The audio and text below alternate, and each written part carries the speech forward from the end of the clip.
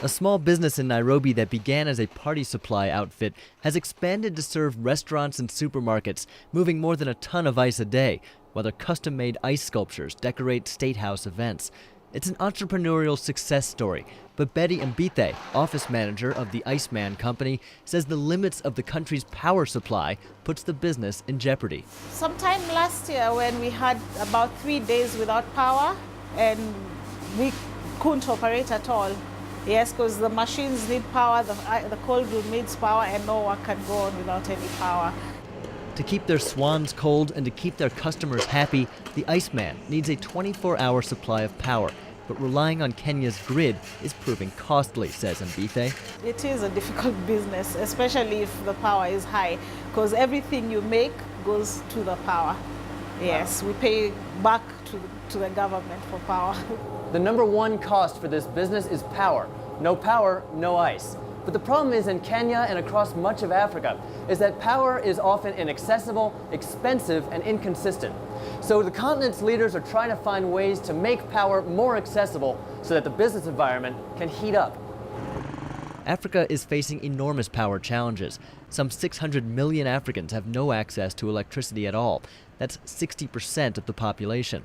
Africa consumes less power than any other region in the world, but pays nearly the same average tariffs as the United States and about twice as much as East Asia.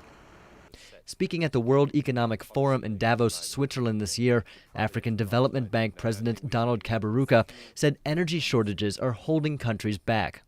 At this moment, every single African country is experiencing energy shortages and power outages.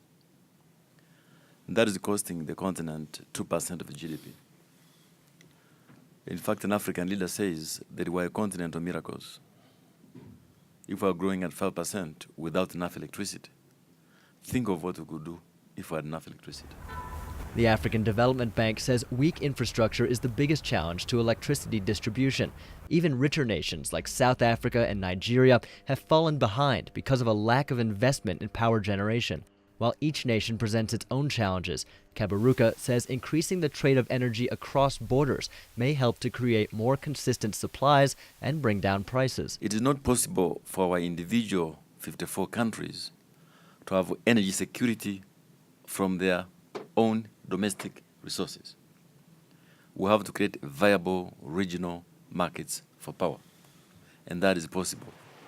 Investors are pouring money into renewable energy projects in Africa to help lessen the energy gap, but much more is needed. Africa's booming population, expected to double by 2050, will continue to put pressure on power supplies, and failure to improve generation could mean a lot of lost opportunity.